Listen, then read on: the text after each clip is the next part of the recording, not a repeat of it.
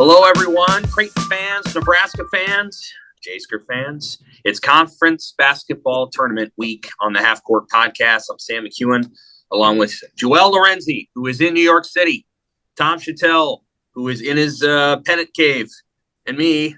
I'm in Chicago for the Nebraska men's basketball team Big Ten tournament. Joel's in New York City for Creighton, which starts tomorrow. Tom will be covering it all. And kind of opining in various different places. Gentlemen, hello. Morning. What's going on?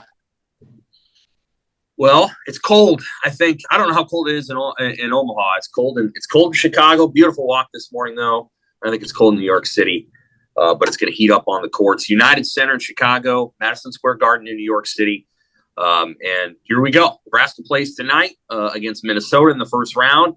Creighton plays tomorrow against the winner of Villanova and who? Georgetown? Is it Georgetown? Yeah, Georgetown. Villanova and Georgetown. And so it'll be Villanova. Yeah. It'll be Villanova that they play. So here we go. I just want to remind everybody, thank you for listening to this podcast. We've got other podcasts available, including the Pick Six podcast, one of the most popular podcasts out there for Husker sports, and then the Even Field podcast, which has a spotlight on girls and women's sports. And guess what? There's going to be at least one college basketball team in the state of Nebraska going to the NCAA tournament. That is the Creighton women. They will find out their fate Sunday night after the Creighton men find out their fate. But first, Creighton has an opportunity to win its first Big East championship. They've been to the finals, I believe, 4 times. Joel, you're in New York City. Here we go. This is the run that Creighton has kind of been waiting for. March is where they've been trying to get to. What do you think of where the team's at this moment? Yeah, it's kind of hard to say because I guess the last run of major games are games that really mattered. They didn't end up where they wanted to be. Obviously, you lose that contention for first place in the Big East standings. Marquette runs away with it, and I guess shows everybody that at least in the regular season they're head and shoulders above everybody else, and then you get it. Bounce back opportunity out in Philly, and Villanova runs that game from start to finish, and then has people question, is Creighton real? Is Nova just that good and turning the corner? It left some questions on the table that weren't really going to be answered, despite a 40 ball over Georgetown and doing the ball dirty in Chicago. Like, I don't think that was going to really show people what they wanted to see. And now tomorrow they probably have the opportunity with a rematch with Villanova. It'll say a lot about where the team stands now. Yeah, I agree, Joel. Sam, this is the Big East tournament is going to be a war, and it's going to be the best Big East tournament since the 2013 reformation of it, or whatever we want to call it. It's going to be crazy because you can't just pick one team. In the past, you were able to just pick. Well, it'll be Nova or Providence and everybody else. I really think Creighton, and I guess I got so excited that I picked Creighton to win the tournament. I think they're going to rise to the occasion. I think they've been a little hot and cold during the conference season. So, some games you don't know which guy is going to necessarily show up or have a good game or maybe not show up. But I think they're all going to show up. I think they're going to beat UConn Saturday night, and I think that Trey Alexander is going to be the MVP. And I think the big thing is, and Joel can disagree or agree with this. I think that the bench, for whatever reason, is going to show up, and I really think King is going to be a guy this month who is going to help them a lot. So maybe that's a leap of faith, but that's how I see it. Well, are you picking them to win the Big East tournament title? No, but Tom is right. There are a few teams where there feels like a legitimate shot at the title. I mean, a lot of talk is surrounded UConn as favorites. That's been the popular pick, probably because they'll have essentially a home crowd here. They're hard to prepare for in terms of just the physicality, the depth, the shooting on their best days. Like when they really come and show who they are, it's tough to beat them. And so that's been a popular pick. But then you got people who are on the dark horse bandwagon with Villanova because of the way they turn the corner. You can't forget Marquette. I mean, Marquette literally lost 3 league games. It's hard to count them out, and they've proven they can win games on the road and neutral sites. Obviously, they beat Creighton and Omaha. And then, of course, we got Xavier, who handled business without Fremantle and is still going to be without Fremantle now moving forward. Now that he's done for the season. And then Creighton, of course, who some people are still picking, but probably haven't got as many, votes because of their recent weeks and that week with Marquette and no, but they're easily capable. They're capable for sure. So I'm not mad at anybody picking them. I just don't know if I see them winning all the way till Saturday. And the thing is, I don't think it matters for them. I don't think it should matter. Like the Big East title would be cool for them. I'm sure they want it, but I think the bigger sites should be on the real NCAA tournament because that's really what defines eras to me. Yeah, I could see that. Although I think in this case, the Big East tournament is different. Maybe that's just the old guy, the old man talking here, Joel. But there's a lot of tradition in that building, as you know. The Big East tournament is just different from any other conference tournament, and except maybe the old Big Eight or the Big 12 is special in Kansas City. But I think if you can cut down nets or hold a trophy in Madison Square Garden, that's a pretty cool thing to be able to say. So now thinking about Creighton that I like this week is that for whatever reason they play well in this tournament. They've been to that the final 4 or 5 times, I think. They've only lost the first game twice. Matt gets them up for this thing, and the team last year, when they were all freshmen, they got to the final. They played well. They absolutely destroyed Providence in the second game. It was a blowout. So I don't know. I think this team is gets up for the big stages. So they play well in Maui. That was obviously different than Vegas or anywhere else. So I don't know. Again, it might be a leap of faith, but yeah. I think they're going to win it. Yeah, and Tom, your age is showing with the Big Eight talk. I mean, that was way before I was even. I thought, and I saw this earlier in the week. This is super depressing. It's super depressing. I saw the Big 12 tournament. I think is the only tournament that has media in the skybox. And watching the games from heaven. That's depressing. That's the best league in the country, and they got people watching from forever section, which hurts my heart. But back to we know about that close to home, don't we? Yeah. Yeah, of course. Creighton does play well in the tournament. You're right. There's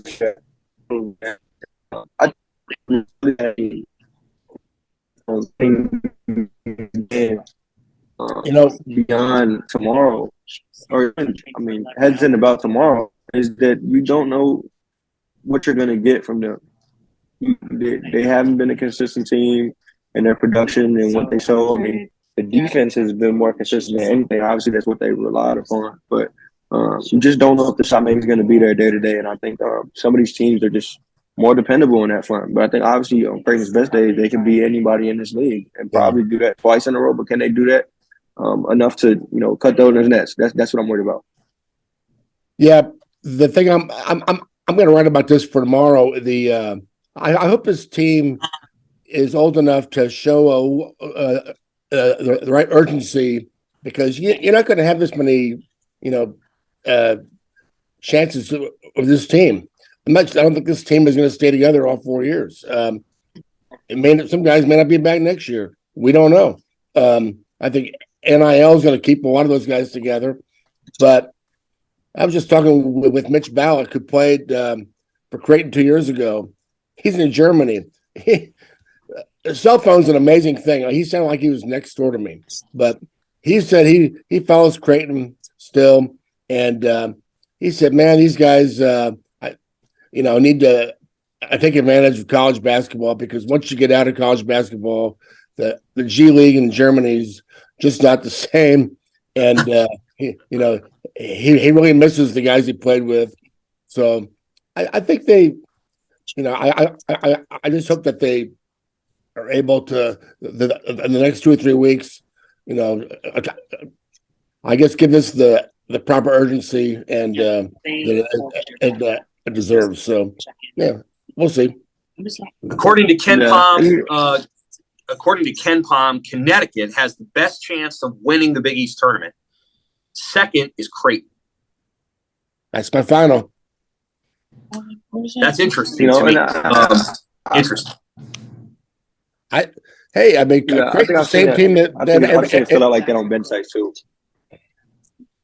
I mean, Creighton's the same team everybody picked to win the league. I mean, but so that's surprising. But they haven't played that way all year. But and they got to shoot it, and they, hopefully Comp Runner will stay out of foul trouble and stay in there, and a third UConn game would be great. Yeah, it's funny you say that this is the team that was picked to finish best in the league, because I'm thinking about this in recent days, just how far they maybe fell from expectations. Like, not like they're a bad team.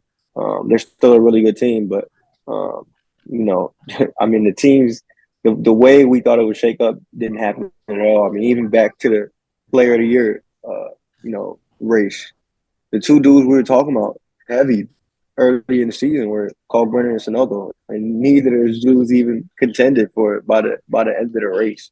So I think this league is just so unexpected, and this Creighton team, I think that's been. I mean, I kind of talked about it, but not knowing what you're gonna get from this Creighton team is why it's probably deferred from expectations. But I will say you met. Joel has frozen. We have lost. New York City hotel lobby looked like. Yeah. Let's talk about tell me about Nebraska. Met expectations. Surprisingly, Nebraska has met any expectation I would have had this year for a record. If you told me before the season they finished 16-15 and 9-11, and they beat Creighton and Iowa on the road, I would that's a good season for Nebraska. How did they do this? How did they do this? They did it. I mean, they're 16-50. They're not bad. How did they pull it off? Now, so that's a great point. And, you could argue that it's, okay, maybe it's a lower standard, but they actually brought disappointment into the picture when they lost to Michigan State. People were fired up, and it was a heartbreak. This season has had heartbreak, which is, it's kind of amazing after what we thought about a month ago. So I think they're going to win tonight, and then Maryland. Who knows Maryland? But I think Nebraska's in almost kind of a no-lose situation right now. I mean, you want to go to the NIT, but certainly they've done a lot, and from what they've been, there has been progress. Enough, probably not, but certainly a lot of progress. And they just made it more fun. I mean, the people really love this team and these players, and it's when you can get to the end of the season, whenever that is, and say, man, I wish there were more games. I wish the ride was longer. That's not a bad thing. No question. I could see Nebraska. I could actually see Nebraska losing tonight. I don't want to say that, but it's possible. They the opposite of Creighton at the Big East tournament. Nebraska has not been very good in the Big Ten tournament at all over the course of however many years. They've advanced to the quarterfinals, I think, once. Tim Miles last year. Other than that, they haven't been very good in the event. The 2 years when Miles had his best teams, they choked against Ohio State in the NCAA tournament year, and then they got blown out by Michigan. So they have never been good in this event.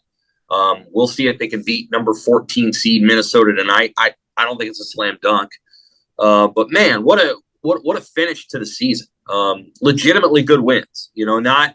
No Right. joke. I mean, to beat Iowa on senior day at Iowa is a good win. And to beat Maryland, who I think could be a Sweet 16 team in the NCAA tournament, is a good win. To win at Rutgers is a good win. And, of course, to win at Creighton was a good win. So, there's just a lot to like about the way Fred Hoiberg put this thing together twice this season, right? Like, it was at the beginning of the season, and then halfway through the season, he had to redo it again.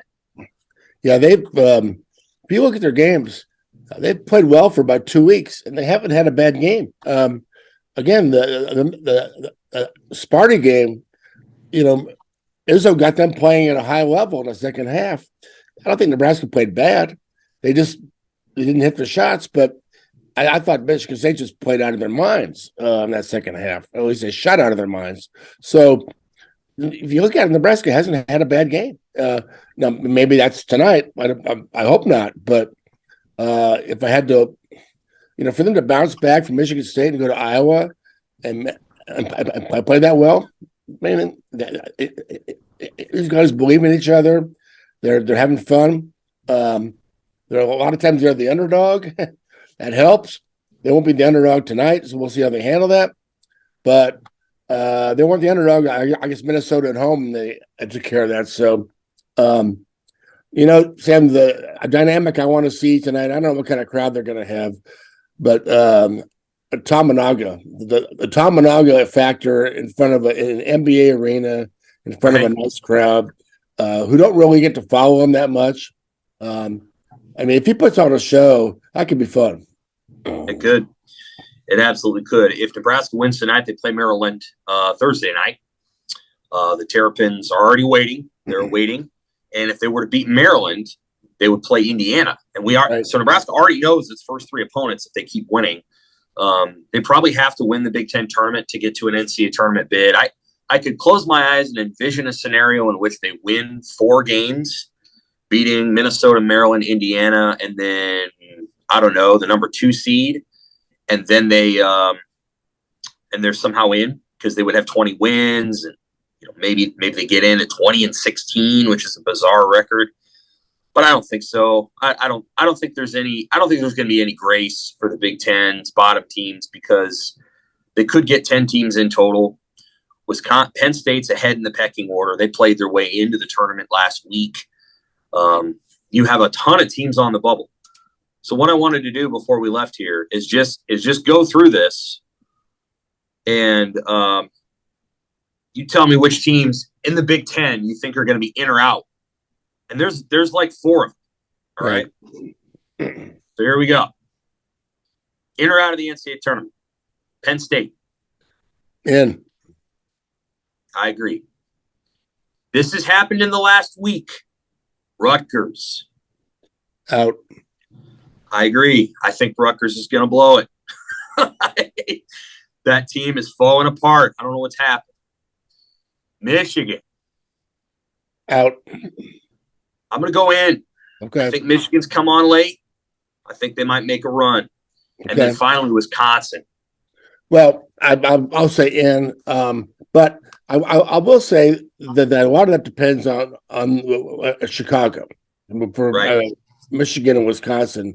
And for Wisconsin, I think, and maybe Michigan, they can't have any big upsets in the other league tournaments. They can't have somebody come out of nowhere who wasn't going to go to the tournament and win the league. So, they can't have any. They can't have anybody steal bids. So, but God, to me that's the Wisconsin and Penn State things are really interesting to me, Sam, because Nebraska's not that far from them, and they beat both of them in the last few weeks. So, how far do you have to get to get in the bubble and make the tournament? Just get to where they are, and then that isn't very far. Right. Well, when you're talking about bid thieves, Tim Miles' San Jose State team is a team I'm going to watch. Yeah. So Tim Miles is the 5 seed out in the Mountain West Conference. That usually is a conference where anything goes in the conference tournament in Vegas. A lot of times different teams will win it. He's the 5 seed. They play Nevada. And then the winner plays probably San Diego State. And San Jose State has played with San Diego. That will be an interesting game. I think there's a chance that out west, in that, or in the Pac-12, there is Craig Smith's Utah that could see the bid. They're pretty good. They're not in the tournament right now. But I always look to the Pac-12 and the Mountain West for, something tricky to happen. And neither league's got a bunch of teams in. The question, and we'll do an NCAA tournament breakdown early next week because I always like your thoughts on that. The team that's interesting to me is Drake won the Missouri Valley Conference tournament. I thought they should have been in if they were an at-large. I don't know that the team that they beat, Bradley, will be in. I don't think to me, the Missouri Valley is a two-bid league. That's just my take on it. Yeah, it might just be one. We'll see. The Bradley people don't think they're in, but especially the way they lost the championship game. But they had beaten Drake the week before. What about San Jose State and Nebraska in the NIT? What about that matchup? I think it could happen. There's a legitimate chance of it. If you've got a 4 or 5 game and Nebraska hosts San Jose State or second round game, it's entirely possible. And again, this isn't the Tim Miles podcast, but that's the best. That is the best level of basketball for Miles. He just has a mastery of that level of the sport. I think the Big Ten was probably just not the right level, and that's not a knock on him. Nothing wrong with the Mountain West. They play good basketball, and I don't think Nebraska would have won that league. So you don't have to feel bad about that stuff. But he's done more than they ever expected. And I was going to say, what if San Jose State won their tournament and made the NCAA, and they ran into Creighton? But I don't think that would be an old grudge match. I don't think San Jose State would be seeded high enough to play Creighton in the first round. So Creighton, they're going to play a 10 or 11 probably. So but anyway, I'll tell you what, if Creighton wins the Big East tournament, I won't surprise me if they're up to a 5 seed. Sure.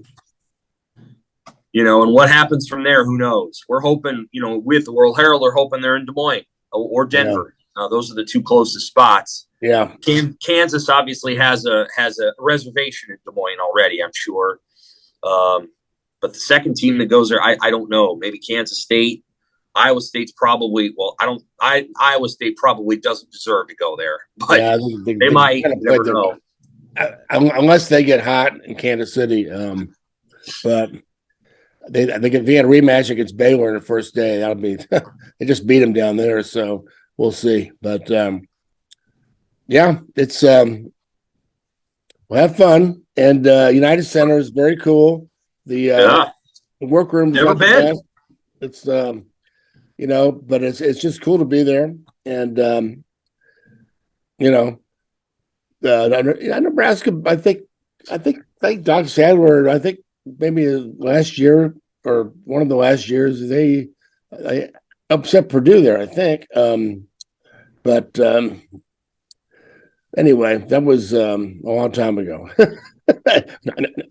Now Doc's living in a van, and here we go. But I'm